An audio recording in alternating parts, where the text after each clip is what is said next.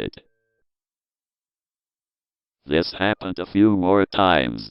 Finally, on October 9, 2020, I had enough.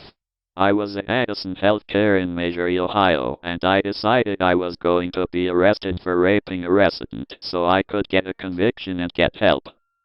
So I started by sending a very detailed email out on what I was about to do. I did this to show premeditation. The staff responded by putting an alarm on my door and locking me in my room. But they forgot that 2 rooms are joined together by a bathroom. So I just went through the bathroom into the adjoining room and then snuck into the hall. From there, I entered into a random room, closed the door, took the guy's call button away so he couldn't call for help. I got into his bed, pulled his pants down, and basically played with his penis for the next 2.5 hours until I was caught.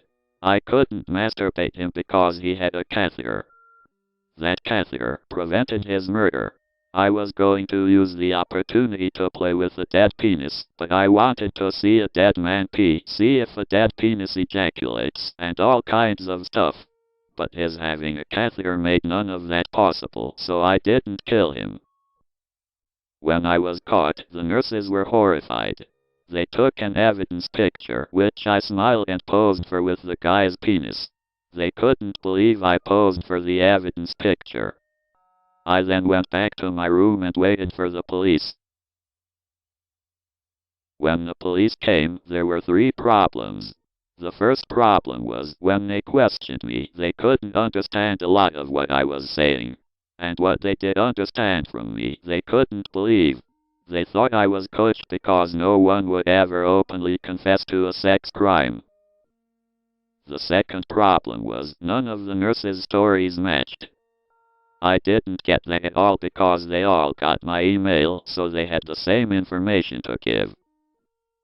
The third problem takes a minute to understand. Now, I can get in and out of a bed by myself, and the physical therapist at the nursing home seen me do it. So I can do it.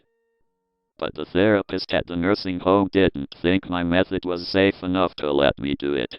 So even though I have no history of falling, their own policy wouldn't let me do it. So she documented that I can't transfer to or from a bed by myself.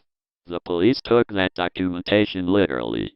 So regardless of my confession, regardless of the evidence picture, regardless of anything else, I can't be convicted because some therapist documented that I can't transfer by myself.